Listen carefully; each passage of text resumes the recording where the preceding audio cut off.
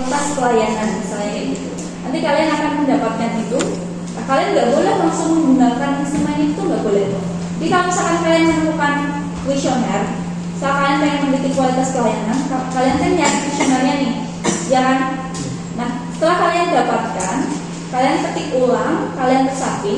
Setelah itu kalian harus bimbingkan ke dosen pembimbing. Nanti dari dosen pembimbing itu akan mengarahkan ke validasi ahli. Ini yang disebut dengan validasi isi. Orang yang mereview kuesioner kalian, apakah sudah sesuai bahasanya, terus topiknya sesuai, kualitas pelayanan itu kan banyak.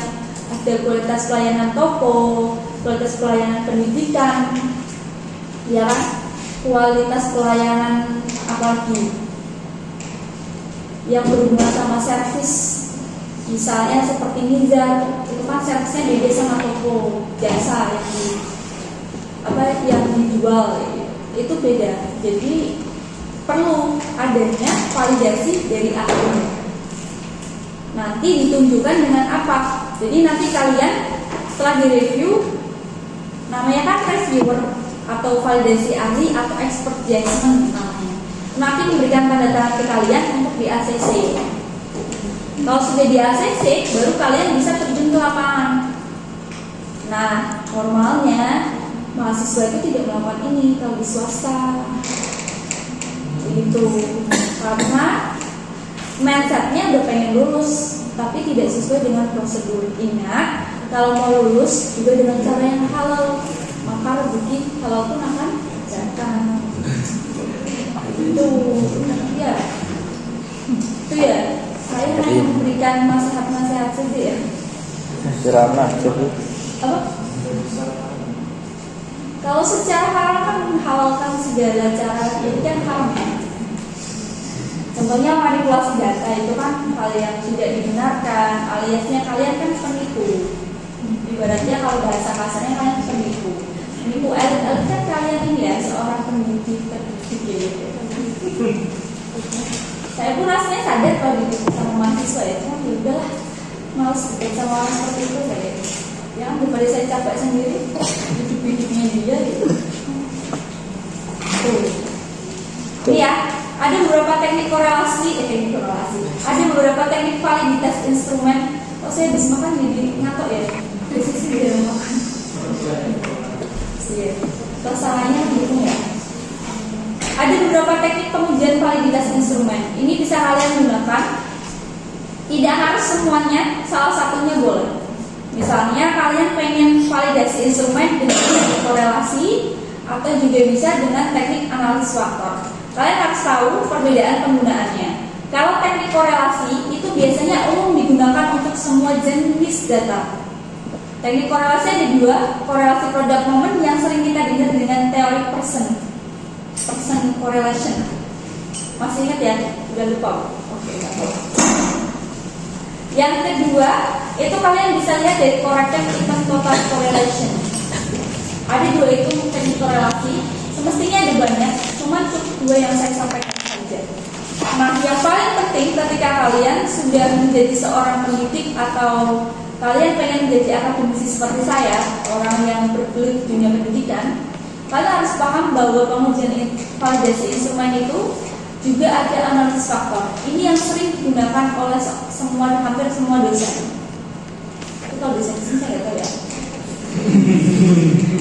Itu. Tapi kan saya dosen sini ya, berarti digunakan. Nah, analisis faktor ini ada dua, confirmatory sama exploratory. Nah, kalau teknik analisis faktor ini kriterianya adalah ketika kalian ingin meneliti menggunakan SAM model. SAM model itu seperti path analysis, ada variabel mediasi, ada variabel moderasi. Nanti itu kan kalian masing-masing cari instrumennya ya. Kalau saya menyampaikan instrumen itu berarti saya juga menyampaikan definisinya hampir sama seperti kuesioner untuk kuantitatif. Instrumen kuesioner itu hampir memang yang saya sebut itu gitu. Kalau dalam pengertian kuantitatif. Nah, bedanya apa? Confirmatory sama exploratory. Maksudnya kalian penelitian ini saja itu bisa confirmatory atau eksploratory. Cuma ini saja, cari validitas instrumen aja, kalian tuh tidak bisa lulus loh. Susahnya adalah bikin instrumennya, karena nggak boleh asal-asalan ketika kalian hanya menggunakan dua analisis ini. Nah, kalau konfirmatory biasanya itu digunakan untuk validitas instrumen atau kuesioner yang kita adopsi dari penelitian orang lain, biasanya penelitian internasional. Misalnya kalian pengen meneliti tentang indikator ekonomi di negara Bhutan sama Indonesia, itu jelas beda ya. Bhutan tidak pakai GDP, di sini pakai GDP, otomatis sudah beda standar pengukuran ekonominya. Gitu. Makanya perlu di konfirmatory, apakah sesuai apa enggak. Itu sudah ada kuesionernya, kita tinggal adopsi. Tahu ya mana adopsi? Kita tinggal ngambil, translate, terus dimintakan review sama expert judgment atau para ahli. Nah, kalau exploratory factor analysis itu kita buat instrumennya sendiri, ngembangin sendiri, mulai dari tata katanya, semuanya sendiri. Itu exploratory. Kita nggak adopsi dari manapun, pure dari pikiran kita, dari brain kalian sendiri-sendiri. Itu namanya exploratory factor analysis. Makanya secara standar batas penerimaan signifikansinya lebih rendah EVA daripada DFA. Kalau EVA itu bisa 0,20 sudah diterima, tapi kalau CFA itu ada yang 0,7. Lebih tinggi ya, grade-nya lebih tinggi karena secara kualifikasinya berbeda. Ini ya, ini dasar pengambilan keputusan. Maksudnya di sini dasar pengambilan keputusan adalah bagaimana kita bisa menyebut suatu item pernyataan dalam instrumen atau kuesioner itu valid atau enggak. Caranya dengan 5 ini. Yang pertama, kalau kita menggunakan teknik korelasi, maka yang kita lihat adalah nilai R hitung dengan R tabel. Kemudian kita bisa juga lihat dari nilai signifikansi untuk korelasi ya. Kalau misalkan kita pakai analisis faktor, maka kita bisa pakai loading faktor dan KMO. Itu. Browsing aja. Browsing aja. Saya rasa ini dulu, kita lanjut ke praktik ya. Nah, saya ingin menyampaikan juga bahwasanya kalau kalian mau meneliti apapun atau mau menguji instrumen apapun, standarnya itu minimal kalau kalian penelitian kualitatif respondennya adalah 30 orang. Minimal. Itu untuk uji instrumen. Jadi uji instrumen itu di luar responden kalian. Jadi kalau misalkan responden kalian cuma 20, itu diperbolehkan ketika memang sedikit deh. Tapi rata-rata kalau misalkan respondennya sedikit, diarahkannya ke kualitatif ya, bukan ke kuantitatif. Oke, silahkan di-download dulu. Yang seperti itu, kadang orang kan langsung oh ini maksudnya ini. Ada yang orang harus berpikir lagi karena bahasanya bulat-bulat. Makanya perlu diuji validitas dan sebelum divaliditaskan kita ke effort judgment dulu itu. Itu ya. Sudah, kalau sudah kalian bisa menaruh ini semua ya. Kalian bisa blok saja sampai 30. Ini nggak usah ya yang totalnya ya. Yang pertama kita belajar pakai pakai korelasi tersebut.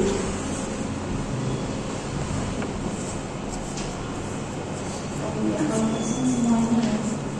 Ini semuanya kalian blok sampai totalnya. Sorry, itu icar dulu. Ini belajar icar dulu. Emang ya kalau siang-siang kalian nggak suka diganti pagi hari? Suka bu, suka bu. Jamnya pagi hari nggak? Dan prakteknya aja kan?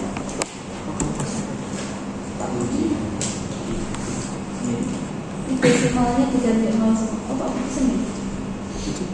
Jam berapa? Desimalnya diganti 0 semua. Misalnya kalian pakai scale semua. Gini dong. Ini kalian ganti aja. MB 1, MB 2.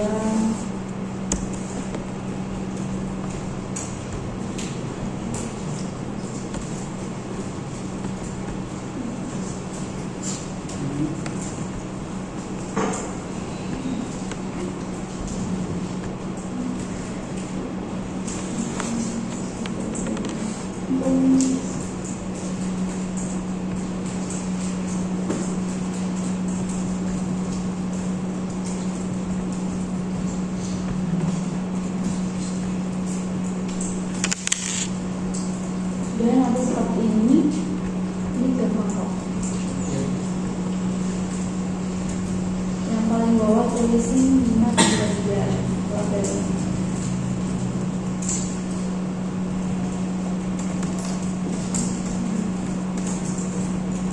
Udah ya.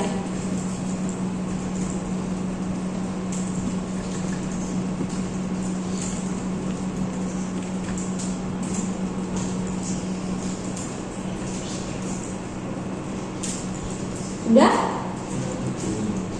Belum? Belum.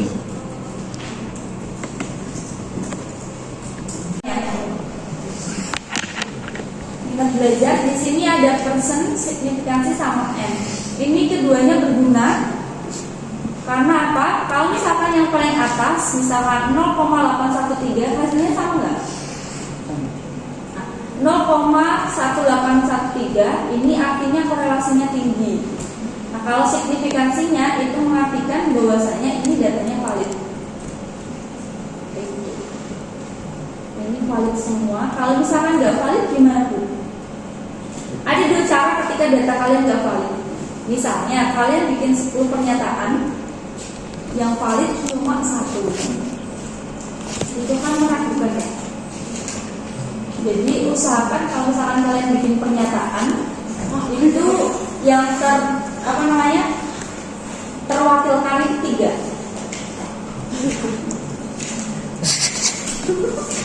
Terus ngapain direkam? Ilmu yang bermanfaat. Nanti diupload di YouTube. Jadi sangat sampai Tingkat kalian bawa sih. Karena tingkat kalian tuh sampai jauh semua. Betul. Tanya bisa berapa? Kalau saya kan saya pasti HP bicara tentang semua. Tidak tahu apa ya. Jangan, soalnya saya cempreng. Bagus dulu. Tidak apa-apa. masih betul. Oke, saya kasih trik untuk baca ini. Jadi kalau misalkan data kalian di sini ada bintangnya 2, itu udah pasti valid. Kalau nggak ada bintangnya, berarti dia nggak valid. Nggak apa-apa, yang penting ada bintangnya. Dua-duanya, person sama signifikansinya. Kalau person itu selain mengetahui valid tidaknya, kita jadi tahu. Oh berarti kalau misalkan angkanya lebih dari 0,8 itu korelasinya tinggi. Ibaratnya instrumen atau pernyataan kita itu bagus karena nilainya tinggi. Gitu. Kalau ketik berarti ada kemungkinan kita ada 0,4. Dia bagus. Cuma ini korelasinya cenderungnya sedang. Itu ada tabelnya, tabel korelasi ada. Nah ini, kalau 0 ini sangat rendah, kemudian 0,20 rendah ya, terus cukup tinggi dan sangat tinggi. Ini dari bukunya Purwanto. Kalau kalian kuliah S2 itu yang ditanya bukan soal teorinya ya, bukunya siapa kalau ngomong kayak gitu. Itu ya, itu untuk yang korelasi. Ada yang mau ditanyakan sampai di sini? Jadi kalau kita lihat semuanya ini valid semua ya, karena signifikansinya kurang dari 0,05 dan ini ada bintangnya semua, jadi dia valid. Ada yang mau ditanyakan? Nanti dasar pengambilan keputusannya ya. Nanti kalian kalau bikin deskripsi atau interpretasi, jangan itu semua kalian copy. Kalau misalkan ditaruh di TA, Yang ditaruh tuh kayak gini, kayak contoh ringkasan seperti ini. Bahkan kalau misalkan kalian udah itu, ini nggak usah dimasukin, cuma itu.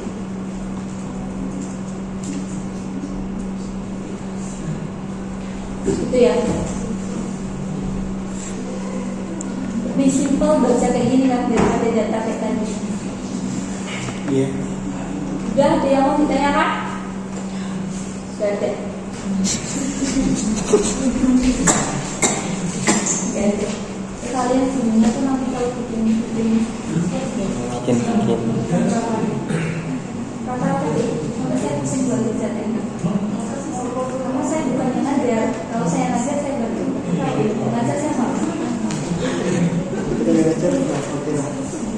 Kita belajar. Oke, kita lanjut ke validitas instrumen dengan corrected item total correlation. Saya bukannya nggak mau ngeser ini ya, apa namanya, materi saya. Ini tuh mau tak bikin buku, cuma saya masih bingung cari penerbitnya. Kita waktu jadi buku, kalian tak kasih satu kelas satu gitu. Kalian beli saya tuh, masa saya kasih kira-kira. Boleh kasih satu.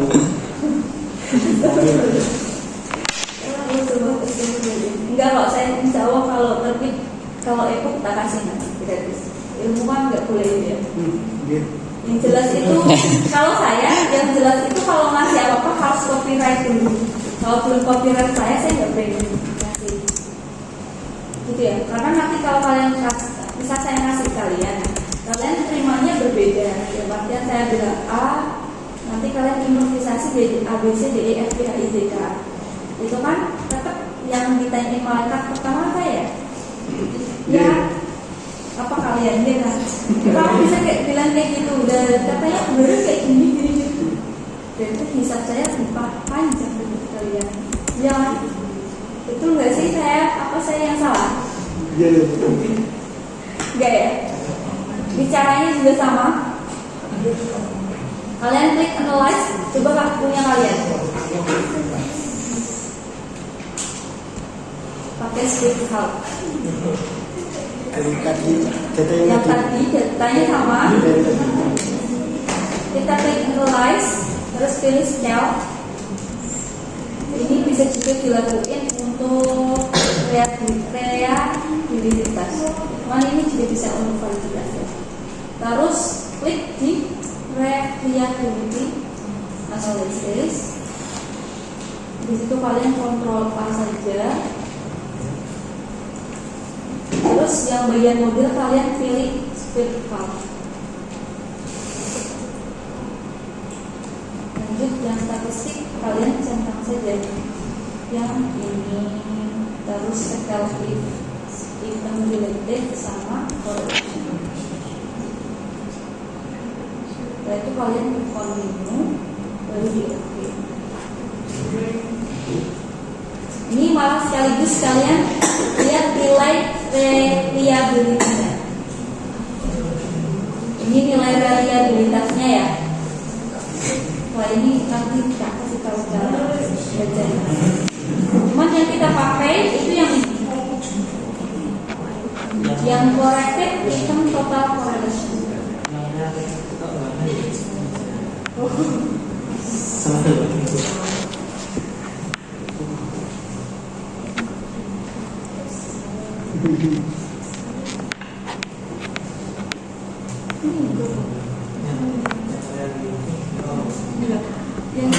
Yang kita baca yang itu ya, corrected itemnya ya, karena kita kualitasnya. Jadi kalau itu beda. Kalau reliabilitasnya itu yang kita masukin itu data totalnya. Data totalnya itu data ini loh. Ini. Kalau kita mau mencari reliabilitasnya, pakai data total ini. Tok itu bisa pakai semuanya, tapi selain ini nggak usah dimasukin, itu juga bisa. Tapi rata-rata pakai ini totalnya. Tuh. Ini ya yang kita baca ini 0,78 dan sebagainya. Cuman ini dia agak tricky kalau pakai istilah itu. Trickynya dimana kita harus melihat nilai F, itu kan namanya F hitung tuh yang ini. Yang hasil kalian itu namanya F hitung. Kalian harus cari nilai F tabelnya dulu. Saya kan beda lupa ya, tapi cara nyarinya gimana? Enggak ya. Ini kalau F tabel itu bisa pakai apa sih ini? Sudah ada tabel kayak gini, jadi kalian tinggal beli aja. 30 dikurangi 2 tabelnya. Kalau kalian pakai taraf signifikansi 5%, berarti ini ya, persentasenya 95% penerimaannya, 5% kesalahannya. Maka kalian tinggal ke bawah aja. Nah, misalkan responden kalian 30 dikurangi 2, itu jadinya 28. Kayaknya apa? Yang terus besok tidak masukkan itu. Apanya? Enggak dikasih garis. Ya, yang itu sudah start. Dia spesial. Sih sih. Apa terus nih Dia spesial. lewat. Kalau kalau itu nggak jadi kakak sih. Baru menulis itu. Nanti kalian download aja ya. Aku punya kain itu bisa aja. Tuh, apa? Itu tuh yang N dikurangi K dikurangi 1. Apaan tuh? Itu kayaknya yang kalian bahas deh kemarin. Enggak gue bahas. Kayaknya gue bahas, kalian bahas deh. N dikurangi K dikurangi 1. Itu. Setelah itu dan R tabel itu nilainya sama ya, sampai ke bawah. Nanti dibandingin, kalau nilai R hitungnya itu lebih besar dari R tabel, maka dia valid. Kalau dia kurang dari R tabel, maka dia tidak valid. Tuh, ada yang mau ditanyakan?